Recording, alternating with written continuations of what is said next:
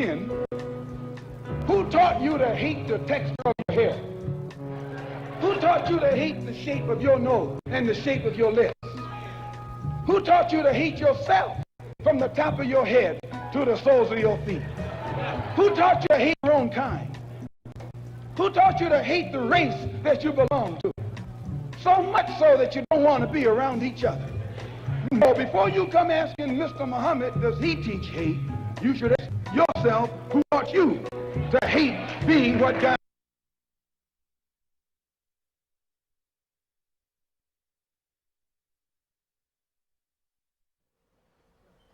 Again, my name is Ian Weatherspoon, and this is the Gilchrist Experience. I am very pleased to be sitting in the presence of an illuminary, a Juris Doctorate who has no peers, in my opinion, an old friend, a good friend, none other than attorney at war, Alton, Maddox. Thank you very much. Thank you very much. Maybe I should rest my case right now. After that great introduction. Let me tell you, we've been trying to get to you for a long time, man. This is going to be well spent. Absolutely. I like to go back to the early days. Okay. To Little Alton in All Georgia. right. All right. And get a little background on, you're a preacher's kid, right? Yeah. Right. Give us a little background on the early days of your life before we fast forward. Okay. Well, actually, I was really born in Michigan. And so I spent the first early days there.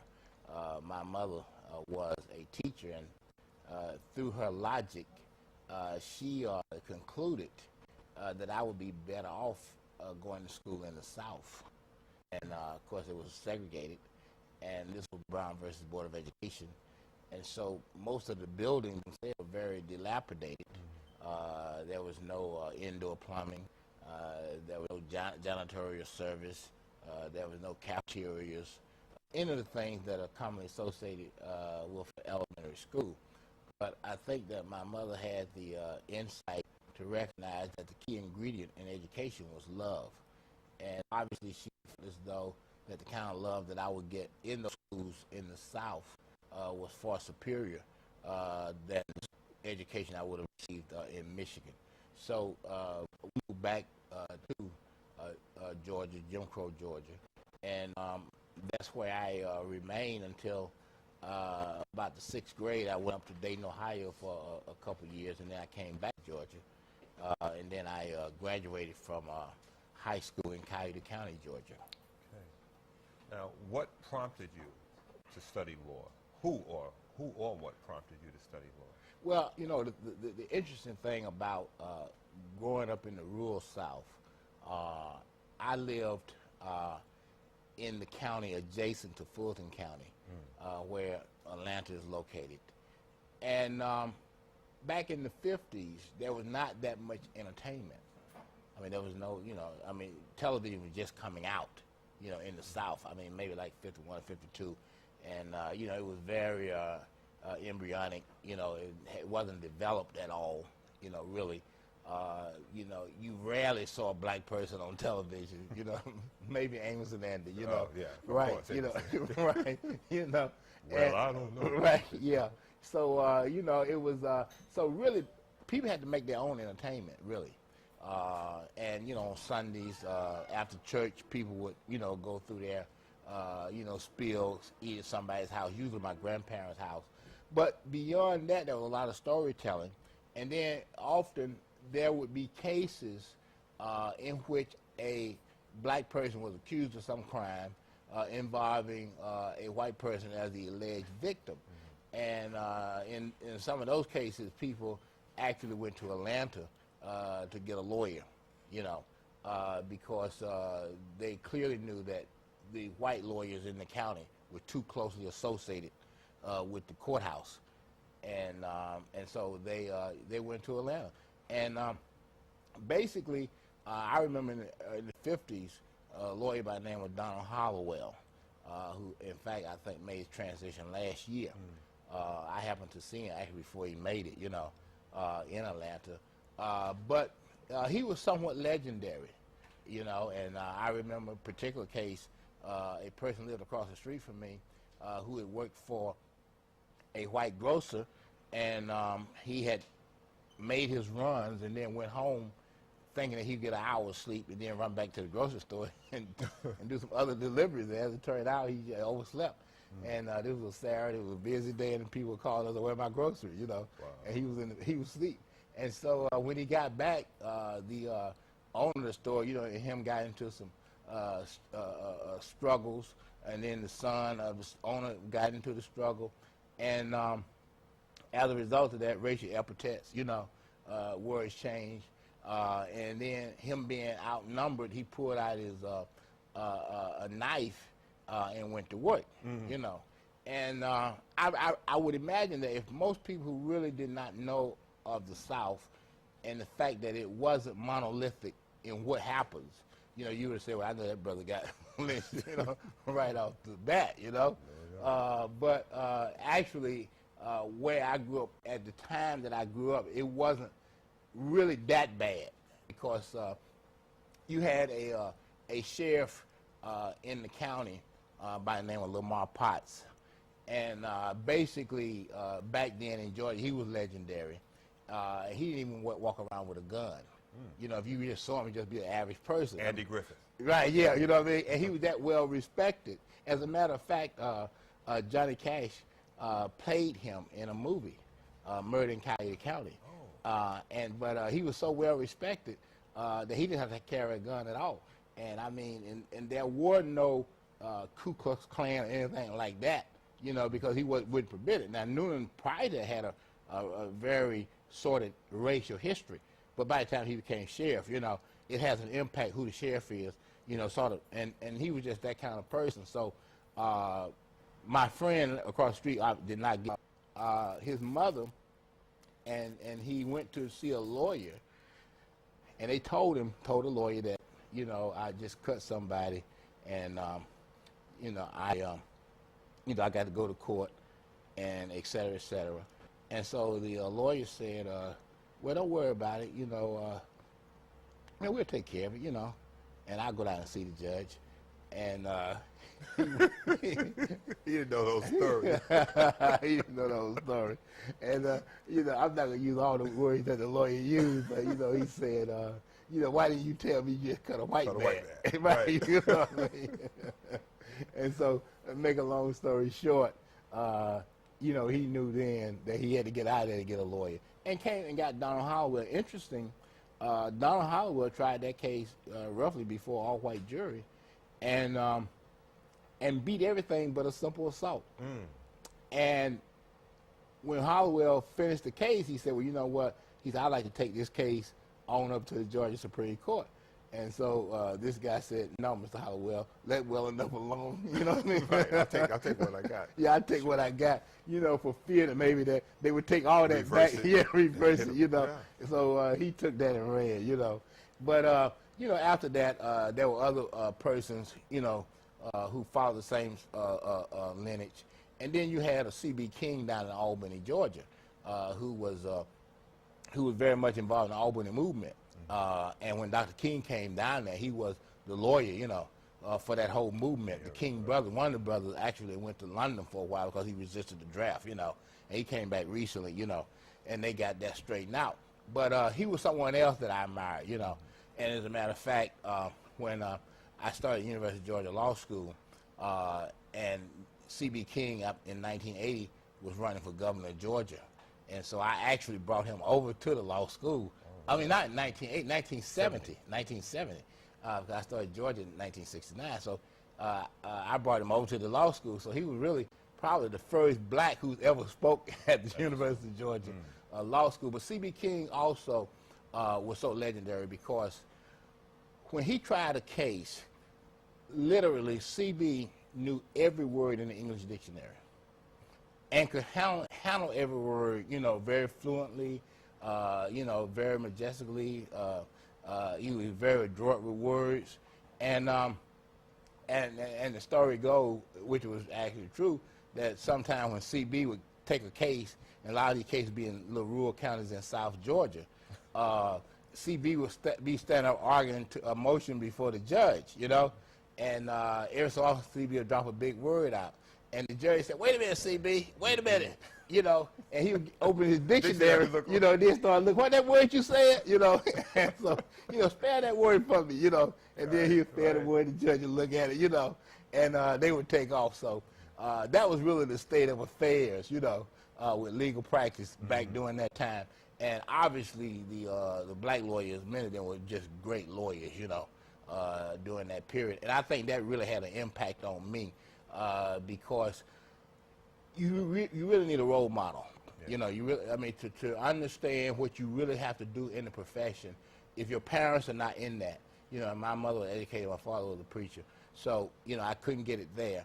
And I remember I spent a lot of time in Atlanta. My mother, my mother's sister, did not live too far from what was then called Hunter Street. It is now been renamed M.L. King Drive. You know, and that's where Pascal's and all those big places were. And right, absolutely, that was the centerpiece of the movement. You know, if you were looking for somebody in Atlanta, you just go up on Hunter Street then, you know, and look for the person, they would be there. And I remember a lawyer, particularly Howard Moore, back in the 60s, and Howard would come over to Pastor sometime late at night, and you know, and I would sit down and talk to him, and you know, and then he said, "Well, I'm getting ready to leave now. I'll see you later." I said, "Where you going back? You going home?" You know, because it was about 11, 12. He said, "No, I'm going back to the office." And I said, "Man, you working that late?" You know, he said, "I always work that late, 3 or 4 o'clock." So when I started practicing here, I first would, you know, after the office was shut down, because I was over 125th Street Legal Services. So everybody would be leaving at 5 o'clock, you know, and then they said, "Well, Max, why are you still there?" I said, "Well, I can't leave at 2 o'clock the next morning." And they said, "Well, what do you mean you can't leave 2 o'clock anymore?" I said, "Well, you know, I just know that in order to be a good lawyer, you got to stay here 2 or 3 o'clock the next morning." Okay. And so eventually I began to learn why you had to stay there, you know. But I forced myself to do that from the beginning. Well, you know, people don't know this, but what you're saying is the truth. And it is truth for you. Because I know when we were in Poughkeepsie, court was over. Right. By 4:30, 4:45. Press conference. Right. Dinner. Yep. And if you weren't coming back down to the city, I know you went back to your room. Absolutely. To prepare through the night for the next morning. Right. And I also know that your preparation was so adept that it was of assistance to the other co-counsel in the court. Right. So I want the people to understand that Alton is not just throwing something out here. This is exactly the way that he lives. Yeah. And, you know, and basically what happened there, back in that case you're referring to, is Pagonis versus Maddox, Mason, Sharpton, and Brawley. I was actually the lead defendant, you know, and usually the lead defendant is the most culpable of the group. That's how they line you up, you know. So if it's people versus A, B, C, D, A is listed as the most culpable and therefore become the lead defendant, which means that A always examines first, you know. And so that really strategically helped us. As a matter of fact, Pagonis' lawyer said later that he wished that he had never even included me in the lawsuit, you know, and certainly didn't want to include me as a lead, you know, as a lead, you know, lead person, because I was going pro se, you know. So there are a lot of ways that you can sort of get around things, and that sort of helped us out in Pagonis versus Maddox et al. You know, I was so honored when Minister Brown called me to come up because there were problems. Right. That whole county. Yeah. It was like going back in time. And I had my doubts about this case. Right. Honestly. I didn't really follow it that closely. And I said, well, let me go up and maybe I'll learn something. I believe me, I did. I did, because Tawana was most definitely raped, sodomized, victimized, and traumatized emotionally and psychologically. Absolutely. But seeing you, and I'll never forget, when you were to cross-examine Stephen Pagonis, that day, federal magistrates showed up. Right. Attorneys showed up. It was a parade of who's who in the Dutchess County courthouse. And those folks, as they came in, I remember Judge, what was his name, Hickman? Hickman, right, S. Barrett Hickman. he's looking at the men that are walking in, and I'm sure he's recognizing them. And they all come and sit on our side of the court. And just how you meticulously shredded Stephen Pagonis. And I was amazed when you took the ledger, one of the 6 or 7 binders that were there, and you had asked him a question, and he was ranting and raving and said, and I remember you didn't look at him. You addressed him, but you didn't look at him, and you said, you know, basically, you're acting like a lunatic, and you have to convince the jury that you're not crazy. But when he denied having made the statement, you calmly walked over to the table, got the binder, told him to turn to page 1248, paragraph 2, line 3, and see if that refreshes his recollection. And after reading it, he blurted out an explicative we can't repeat. And everybody in the court jumped, and then they laughed, and he said, yes, I did say that. And I looked at the faces of the people, and I know they said, how in the world does this Negro know exactly on what page, what paragraph, and line the answer to this question is? And that case, it was really, it was a kangaroo court. Right down to the clerk of the court. Well, you know, see, the thing about it, first of all, just to give some backdrop here, this was a case where they brought in Dutchess County because the plaintiff in New York can have a preference. So the plaintiff can choose to bring a case where the plaintiff resides. And that basically assists the plaintiff because in a case like that, you know, you're 100-something miles away from New York. So you're basically arguing your case to his people, you know. So he has that advantage. So one, he had the advantage of the jury. But two, what they did, they actually disqualified every judge in Dutchess County and brought Hickman in from Putnam, which is also the location where George Pataki resided. You know, and so there was a lot of other interconnections, which made it incumbent upon Hickman to try to steer the case in a certain direction. You know, and that's where the real tragedies are, because the same thing happened in Central Park where you had Galligan, who was assigned, I believe he came out of the Bronx, you know, we down here in Manhattan, to steer that case, you know, in a certain direction because he was supposed to have been hard-nosed. So one of the real problems in the system is that the people in power are able to manipulate all of the pieces, you know, to try to get something that's favorable to them. And then you not only have to know your case, but you have to also outmaneuver the strategies and tactics that they are employing, you know, to get a result. Because it's not really a truthful result. You know, it's just a winning result.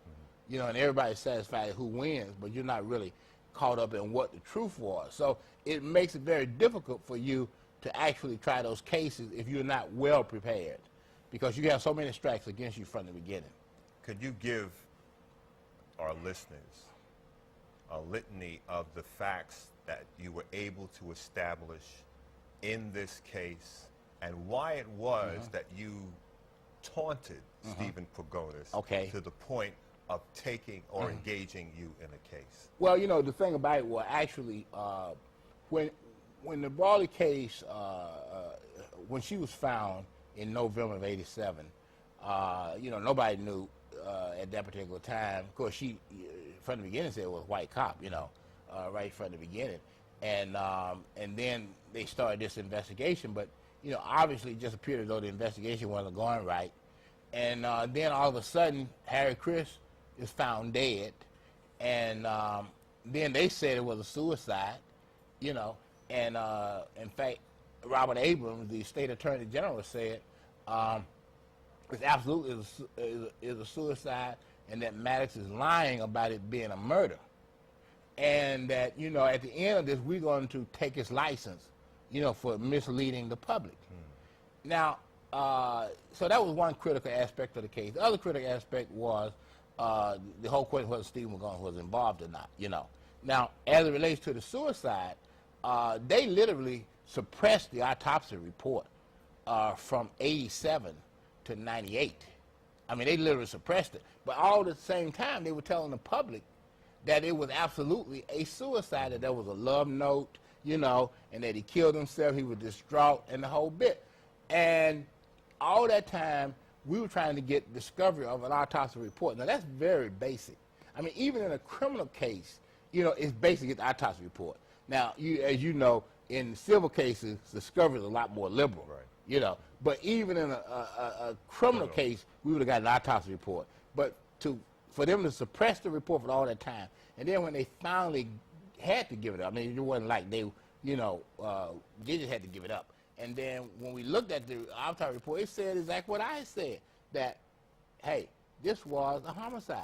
Now, there's a significant distinction here because there is no statute of limitation on homicide. Right. Which means that the only inference you can draw is that Abram was trying to protect somebody and make sure that nobody prosecuted them ever, all right, for a homicide, all right? And so as a result of that, the doctor who examined Chris was Dr. Alexander Plaska. And so once we got the autopsy report, you know, I went to see him, and I said, Dr. Plaska, I'm sure that, you know, State Attorney General Robert Abrams has inquired of you before. He said, no, I never met the man. And I said, well, you never been subpoenaed to come before the grand jury? No, I've never been. Nobody said nothing to me. You know what I mean? And I'm saying, well, you know, but you didn't do the autopsy. He absolutely did the autopsy. So we brought him in. He said, look, yeah, I did the autopsy. There was no gun. There was no suicide note.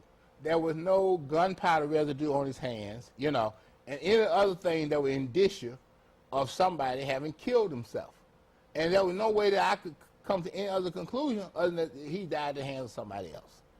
I remember the photograph you showed me. Right. You said they're only giving us 2 Polaroids. They wouldn't give us the crime scene No, photos, nothing. no, they wouldn't get none of that. And you said, I got to know, you know. Right. I can't call the medical examiner. Right. I don't know what he's going to say. And Yeah, well, you know, the thing about it was, which was very helpful too, because this was sort of like a community defense, you know, I mean, in a real sense, because we had to spend a lot of money up there right from the beginning. I mean, it cost us to stay up there, and also I should note for history buffs that this was the longest civil trial in history of New York. That's right. I mean, this case started in November and went to August, all right? So, and we were up there all that time, and you had to pay for rooms every night, food, and just a whole bit. So you were literally way up in the 6 figures, you know, just doing that.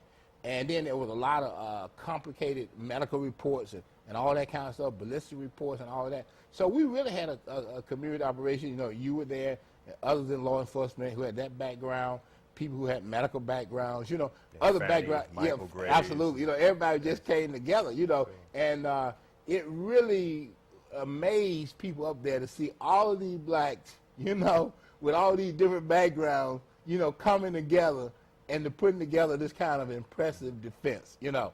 And it's something that they would never forget up in Dutchess County. I don't think so. No, they won't. I remember it was Stanton. Yeah, Stanton absolutely, William Stanton. I remember when William Stanton said, we're going to put an end to this, this libel and this slander. I have the medical records. Right. And he's ranting and he slams them down on the podium and he breaks the seal and he starts to read the medical report relative to Tawana Brawley's condition when she was found. Right. And I remember how he looked over at Pagonis with such contempt. And didn't some of the women ask for a recess? Yeah. Because they were so emotionally upset. Yeah, yeah. You see, and these are the things that the press never they never wrote They never about. cut the whole case. I mean, we could be up there, and all of the factious things that will be taking place there, you could talk about 10, 11 months, all the factious things that were coming out, if there was something sensational, they would report it. I mean, if somebody walked down the street nude, you know, that would be the story of the case. Everybody ran out of the courthouse to watch this person. See the naked person. I mean, that's how crazy. And they called it a circus. Right, that's what I'm saying. You know, I mean, that's how crazy it was up there. So we never got to really get the real facts out. I mean, this was one of those cases where I said that court TV would have been a welcome.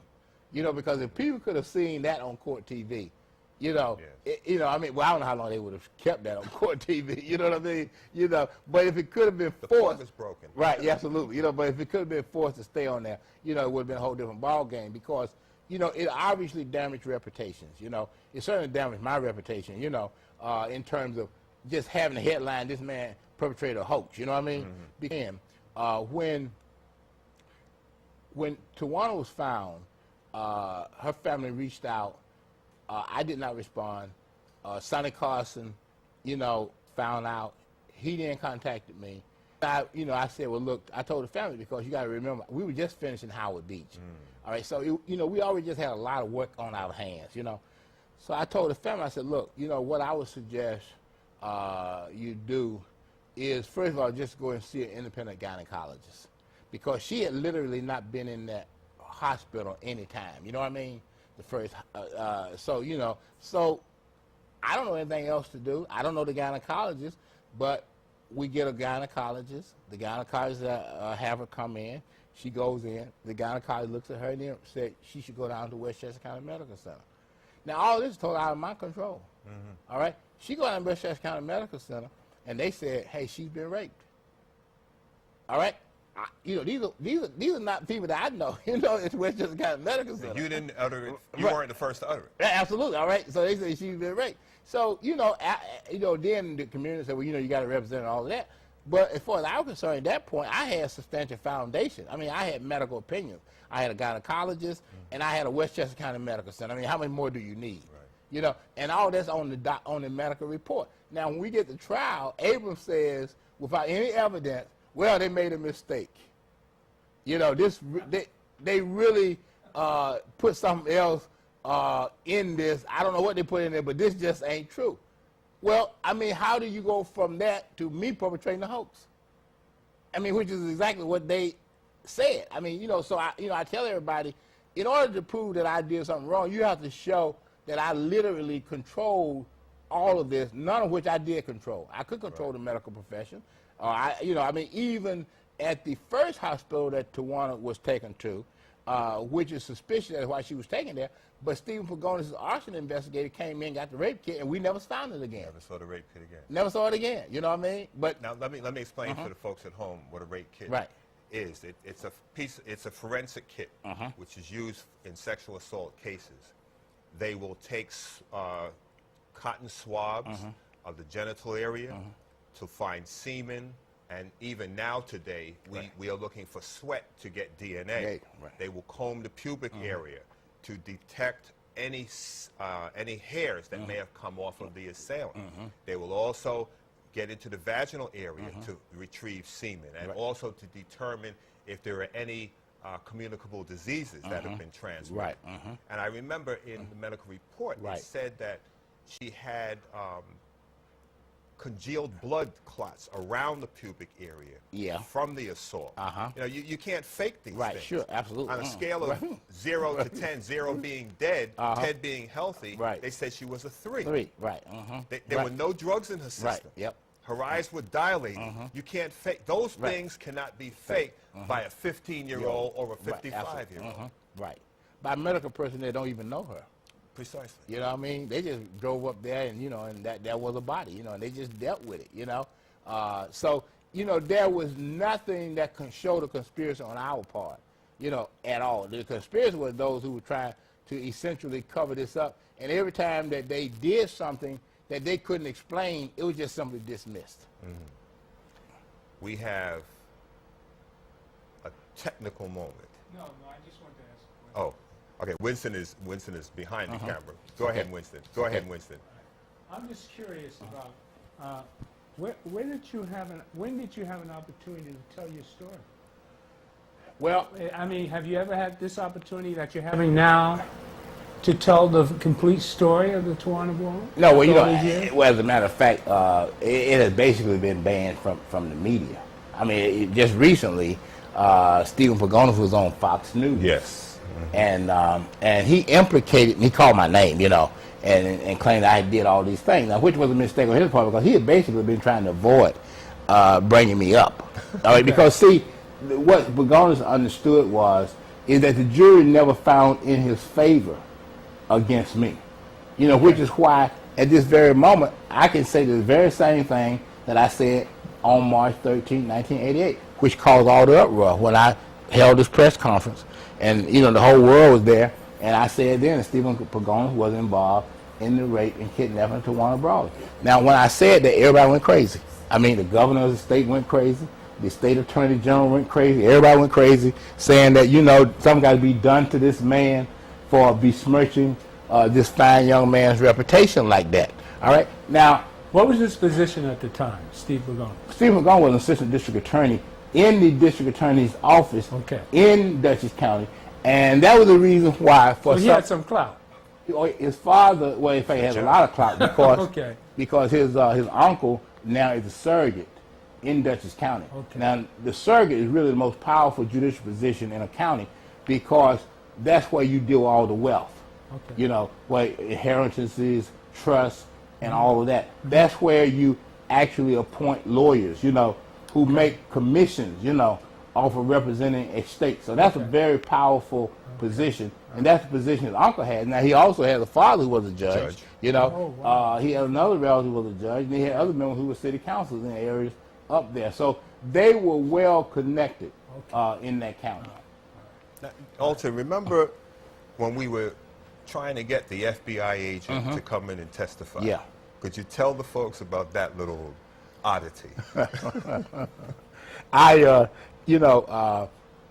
the funny thing about it, it was a female, and actually, when Tawana was first interviewed by law enforcement, an interview that everybody said never took place, all right, which was literally 2 days after she was in the hospital. She had this interview with FBI, county, state, local police. All these people came to her house. Now, after that, that interview didn't take place. You know what I mean? The only thing we knew was that never happened. Now, I wasn't in the case then, all right? So, we had no actual proof, all right, of, anything happening as far as documentation. But as it turned out, we called the FBI agent to the witness stand, who was a female, and we asked her, you ask them general questions sometimes you don't necessarily know the answer to, and most people tell you don't ask a question you don't know the answer to, but sometimes the answer won't hurt you, so you ask it anyway, you know what I mean? So, one of the questions we asked was, do you have a prior relationship with Stephen Pagonis, And do you expect that she would say no, because she's supposed to be the civil rights investigator, FBI agent, all that. And she says, yes, I do. And I said, well, what is that relationship? She said, that's my boyfriend. Say again? That's my boyfriend. Who was her boyfriend? Stephen Pagonis. The guy who was FBI agent? Right. And she's in charge of the civil rights investigation, all right? And where did she tell you this? On the oath, in court. In court? Right. Yeah, that's actual testimony of that. Right. That's unbelievable. Absolutely unbelievable. I mean, first of all, we didn't know that there was ever an interview, one way or the other. But then for her to say, well, yeah, I mean, that's my boyfriend. We were very close. We dated. Now, they were dating at the time of the incident, but at the time of the trial, Stephen had married. Right. He married somebody else. Somebody else. But back at the time that the incident took place, they were dating. Right. Oh, my goodness. All right. And, and I mean, it just was, and her name was Kogut. I remember her last name was Kogut, FBI agent Kogut. What happens now when we expose all this stuff? Well, what has literally happened, I tell you, the state has become so sensitive to this case because they won't even release the files. See, that's when you really know it's a cover-up. Because when you have police files, which are literally 20 years old now, you know what I mean? Yeah. And they are still sealed on a case supposed to be a hoax. I mean, what could you possibly be hiding, if you already claimed that the girl perpetrated a hoax? I mean, so don't these files support, your claim that she perpetrated a hoax? Now, we're trying to see these files, and they would not release the files. In fact, it's very interesting, so you know this. I have been involved in all kinds of litigation, and I'm in federal court right now. Okay. And I sued all the judges and everybody, Right. And it's not an easy case to win, but mine is. Most lawyers who try these kind of cases don't win them. I just know that I'm going to win this one, all right? Now, I know that there's going to be some hanky-panky, and it has been because when I filed a lawsuit, against everybody, immediately they assigned a judge to my case without my being present at the selection. Because in federal court, you have to be present when a judge is chosen. All right? So they just chose this judge. I said, wait a minute, how y'all do this? And I objected to it. And so they said, well, okay, we'll do it right this time, next time. and they came up and they actually got a judge by the name of Nina Gershon. Now, even the clerks in the court said that day, they said, well, you got a pretty good judge now, Nina Gershon. And so I went before her, and she laid out what her concerns were to all the parties and told us to research and brief, those issues. And we did all that over a long period of time. And I noticed that she just wouldn't come up with a ruling. You know what I mean? And when you have dotted every I, crossed every T, right. And when the law is absolutely, the letter of the law is absolutely in your favor. Right. All of that. And so, I'm saying, well, wait, she won't even, make a decision. So then finally, and by that time, there was a lot of other people had gotten involved in this case because federal judges are appointed by the U.S. Senate. I mean, they're nominated, and they have to be approved, confirmed by the U.S. Senate, nominated by the president, And so, and I know there was some senators on the U.S. Judiciary Committee had been involved in this case, you know what I mean? And see, the real problem is, although federal judges have lifetime appointments, but if you are a U.S. District Court judge, all right, you also want to be elevated. But, although you might stay in the federal system for the rest of your life, but you may just be there as a district court judge. So, at some point you may want to be elevated to the United States Court of Appeals, and, like everybody else, people figure someday they may become a member of the U.S. Supreme Court. Right. But if you get a bad mark, ain't nothing getting ready to happen. So, for whatever reason, Judge Gershon one day writes me a letter and says, Ms. Matt, I had to recuse myself. I said, wait a minute. The law does not allow you to just recuse yourself without reason. Right. And nobody has made a motion for you to recuse yourself, So, I mean, what is this about? All right? So, they then, said, well, okay, well, anyway, she recused herself. And I'm saying, wait a minute, you just can't recuse yourself like that, but anyway, that's what we're doing. So they get her off the case.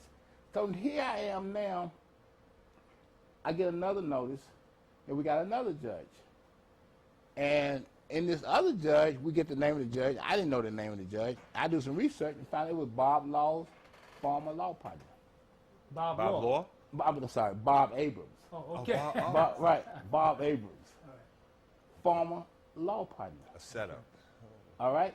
So, I write him a letter back and said, look, how in the world are you going to allow Bob Abrams, former law partner, adjudicate this case? And so they then said nothing. Now, in the meantime, while I'm waiting for an answer from that, I get another judge who sent me a court decision that said we're dismissing your case. But we're not dismissing your case on all of the issues that you have briefed. Because on all the issues that you briefed, on all the issues that Nina Gershon asked you to brief, we find that all of those arguments have merit. Right. But I have found some new issues. And I'm ruling against you on those issues. Now, I haven't been given an opportunity to know what those issues are, right? I haven't been given an opportunity to argue those issues before this judge. If the judge walked in here right now and said we were all under arrest, I wouldn't know who the judge was. You know what I mean? I literally never seen this judge, all right? May not ever even exist, all right? So here we are now. The case is dismissed. That was like about 4 months ago. I filed a notice of appeal to the United States Court of Appeals for the Second Circuit.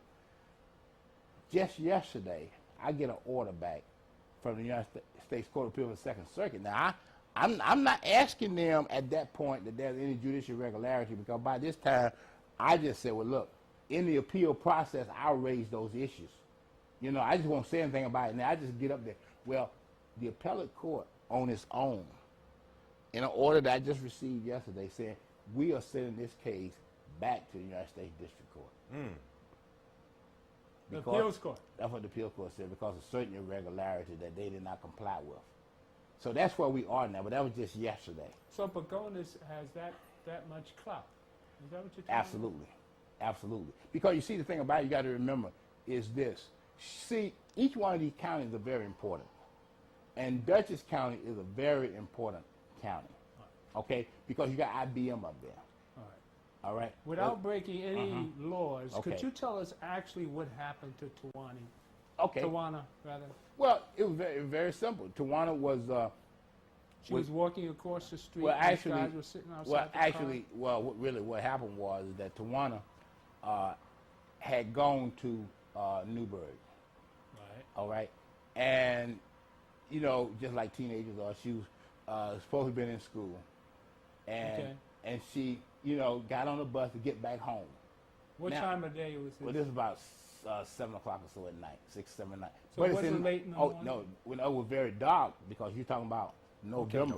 So she wasn't out partying? Oh, no. Everybody, there was no claim of her partying. It was just her claim of going to see somebody, you know, and not being in school. No, not being in school, going to see somebody, and then trying to hustle back home to get back home before, you know, the parents and everybody, you know, knew what was happening. All right? But now this is not my testimony now. This is just a guy by the name of Edwin Garcia. Okay. Edwin Garcia is a friend of Stephen Pagonis, a former state trooper. Okay. Okay.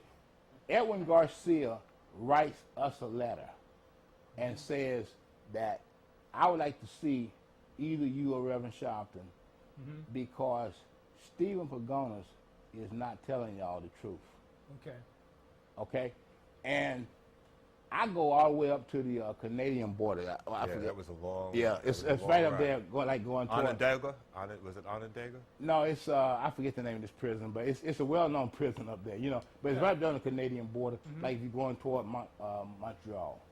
So I go up there to see him, you know. Okay. And so we have a discussion. He said, Mr. Maddox, he said, that night, Pagonis didn't have an alibi, and his wife is not going to testify in his favor as he is claiming, because she's not going to put her own self at jeopardy. All right. Now, he had told everybody that she was going to alibi him. Right. Well, she never did. Okay. She never did. And Garcia's told us then. He said, now what happened is that Pagonis had gone up one of them nudie bars. Okay. And when they left the nudie bar, okay, and went down by Route 9 where she got off the bus, that's when they spotted her. Because, you see, the route to her house from Route 9 is very desolate. And it's not, literally, you have to really be afraid. You really try to get home to walk that route. You know what I mean? Okay. All right? You know what I mean? You literally just be oblivious to everything else and say, I know I'm getting ready to get a whooping because I should have been home earlier. You know what I mean? Okay. And so that's what she was trying to do. And that's so what time of night are we talking? About 7:30, 8 o'clock at night. 7:30, 8 o'clock at night? Yeah. So it wasn't early in the morning? No. Why is I'm under the impression that it was late at night. No. And you know, there's another thing that Garcia said. He said that Pagonis said, after they came from the nudie bar, he said, I was never here. Right. I was never here. So Garcia was with Pagonis? Yeah, No.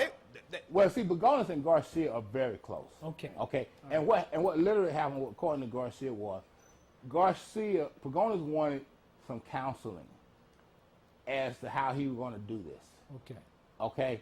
You know, and that's why he went to Garcia, because it was no doubt. I mean, nobody questioned their relationship. Okay. All right. You know what I mean? When they took the stand, Pagonis admitted, yeah, we were the best of friends. So, you know, it's just like everything else. If you figure that the heat is on you, then you want to get counseling. Now, the reason why I knew that Garcia was telling the truth about the whole thing was because Ralph, who is Tawana's father, right after the incident happened, said, you know, there's a state trooper, a Latino state trooper, that is following us everywhere we go. That's what Ralph said. Now, Garcia does not have privy to this conversation. So when I talked to Garcia, he said, ask Ralph, wasn't there a Latino state trooper that was following him everywhere he went? I knew then it clicked, because that's what Ralph had said all along. And you know, and so this guy said, I was that person, because Pagonis told me to watch every move they make and report it back to me. And he said, and that's what I did. Okay? So, and, you know, it got so bad that Judge Hickman, once it got to a certain point, he just refused to let the rest of his testimony come out in trial. He just said, I'm not going to let the jury hear this. So how does it feel to be set up like this? And Well, it feels terrible for me because, look, you know what the bad thing about it? I represent a lot of people being set up.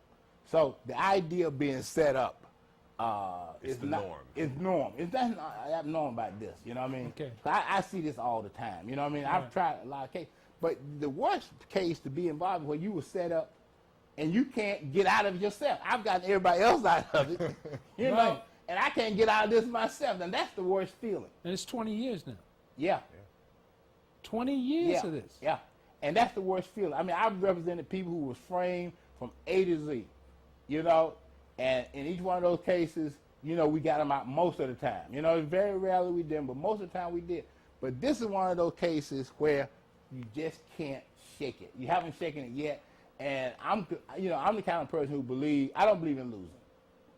I mean, you know, if I represent you, I don't care what. I mean, I'm there to the end. I hate to lose.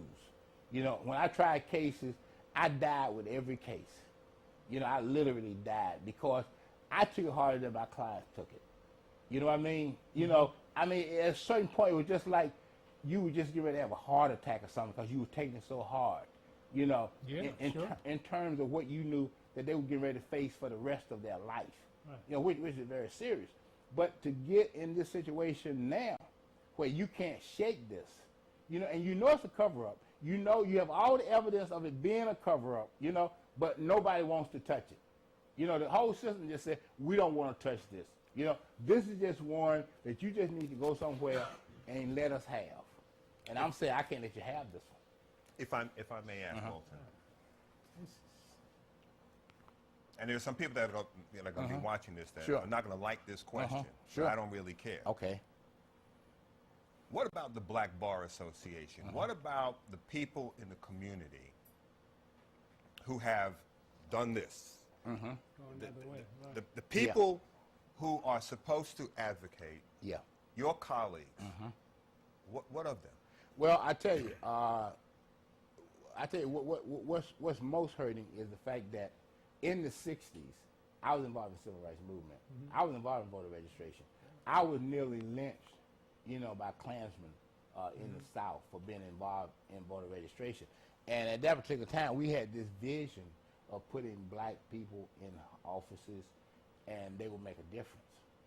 You know, but what has happened is that I reckon by us being naive and think that we were just dealing on a level playing field, you know, we didn't recognize that these people had the ability to give you sums of money or give you titles or give you positions or give you patronage that would just allow you to look the other way, you know, and that's what you see now. You know, people just say, hey, man, I understand all that, but, you know, I'm not going to mess this up. You can't fight City Hall? Well, I reckon you can fight City Hall, but you see, the problem is that the people who fought back then were the Fannie Lou Hamers. Okay. They didn't really care. Right. You see, they weren't concerned about the consequences. You know what I mean? Okay. They were just fighting a struggle. They had a vision of what it took, and they got involved in that struggle to bring that about. And if they died in the process, so be it. But they were just one-minded. You know, they didn't think about nothing else. You know, they didn't think about losing a job, losing this, whatever. You know, but now, you know, with people having material goods, now they're more concerned about preserving what they have. Right. So nobody want to stick their necks out, you see, in order to try to help somebody else, you know, engage in that struggle. And I reckon with me, I just saw it differently because I knew that whatever I became, I owed it to somebody else. And not only myself, but other lawyers owe the same thing. You know what I mean? Whatever Johnny Cochran became, he owed it to somebody else. All right? Because there was a time when we weren't in these law schools. Okay? You know, I don't care how smart you were. They were not going to give you access to the law. And only through pressure that those kinds of barriers were broken down, and we got that opportunity. And once you get the opportunity, then you can either look forward or you can look backwards. Too many of us just look forward and keep running. Let me throw another name at you. Elliot Spitzer. Okay. I know that there was a deal struck, and we have discussed this in the past. In the strategizing for Elliot Spitzer's run for the New York State Attorney General post, he stated to Reverend Sharpton that once in office, he would move to have your license reinstated. Absolutely. I mean, that happened. I've heard him say that in my church. Oh yeah, no, that happened. I mean, I was brought over to Brooklyn, you know, when it first happened, and he said, you know, Reverend Sharpton, you know, look, you know, we really want to support Elliot Spitzer. But you see, you got to remember, I knew a little bit more about Elliot Spitzer than they did. Now, Elliot Spitzer was not a household name then, okay? But he was in the New York District Attorney's office, all right? Those were the people that also tried to put me behind bars at some point. So I knew more of a history. Over Tawana? No, no. Okay. No, this was Michael Stewart case. Okay. Yeah. Michael Stewart. Yeah. Okay. Yeah, I was prosecuted, and in fact, I had to go on trial for a month before I was finally acquitted. I mean, and if I had been convicted, I would have, you know, gone to prison, lost everything, you know. But he was all part of that element. So, you know, I just took it that Reverend Sharpton, though, was naive, okay, you know, at the time he first brought it up. Because I knew Elliot Spitzer. I didn't see how Sharpton could really know him because he's not in that business. You see what I'm saying? Right, okay. You know, Reverend Sharpton doesn't really know what goes on in the legal profession, you know, other than what somebody tell him, you know. So I didn't see that, and I told him, you know, I said, I don't really see that. I don't think Elliot Spitzer is going to do that. But, you know, he said, but no, just trust us. You know, it's going to happen. You know, I said, well, hey, if you think it's going to happen, you know, what do I got to lose? Right. I don't think it's going to happen, you know, but, you know, that's it. Well, what did you have to do in order to get your license back? Well, I tell you what Sharpton wanted me to do. He didn't, no, there was Sharpton or Spitzer? No, there was no quid pro quo between me and Spitzer at all. Okay? What Reverend Sharpton wanted me to do, as he know I am customarily will do, is not to bring up any of the baggage of Elliot Spitzer during the campaign. Ah, okay. Okay, because, you know, their theory was that, you know, really Elliot Spitzer is the guy that we can really talk to. Now, I didn't believe that, okay? But, you know, I did say I'll go along with it. Okay. All right, and that's what I did. And you went along with it, and Spitzer's governor now? Yeah, and you don't have your license? Still no conversation. No. But you see, but what if we send him this tape? Yeah, well, you can. But you see, Okay. because you see, the bottom line is that I've known Elliot Spitzer all these years. You see, and the moral of this story is this: it's too often that people who don't really know these candidates are enticed to actually endorse these candidates without considering all of the baggage that they bring. And so my point is that while we may have flunked on Spitzer, we just can't continue to flunk. You know, every time somebody brings somebody to us, we got to start seriously questioning who those folks are.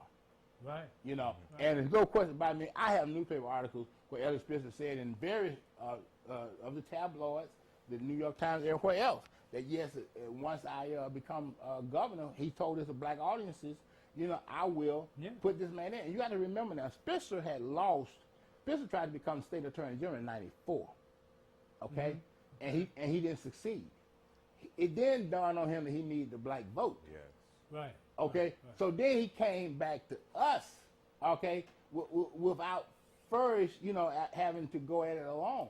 And then when he came back, and the black people turned out in such numbers that he was able to defeat an incumbent, Dennis Vacco. That was unusual.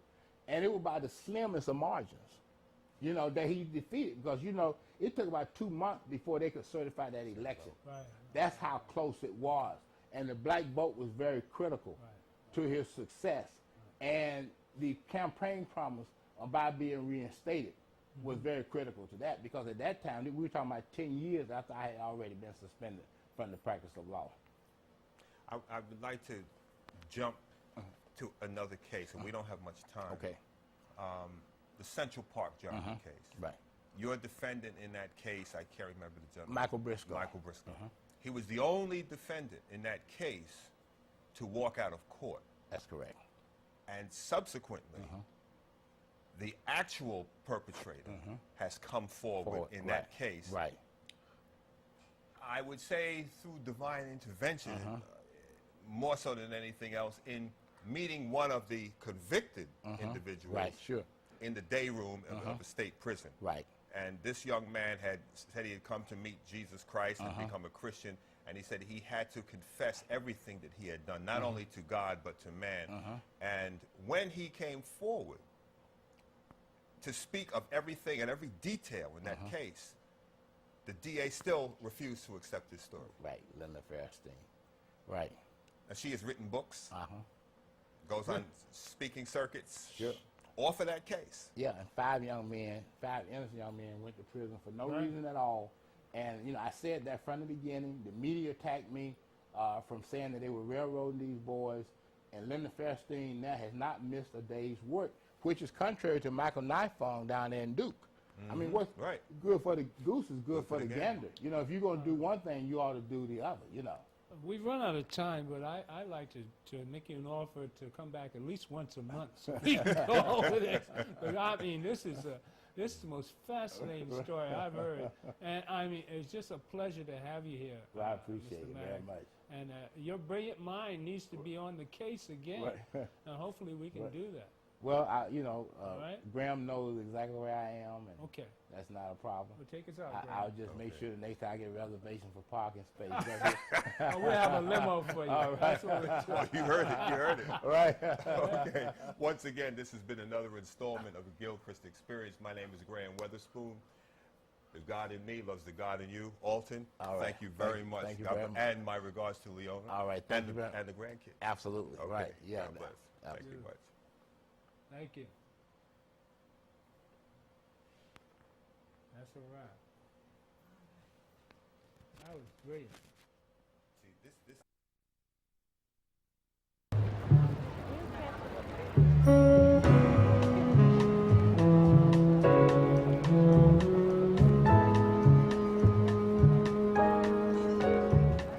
Who taught you to hate the color of your skin? Who taught you to hate the texture of your hair? Who taught you to hate the shape of your nose and the shape of your lips? Who taught you to hate yourself from the top of your head to the soles of your feet?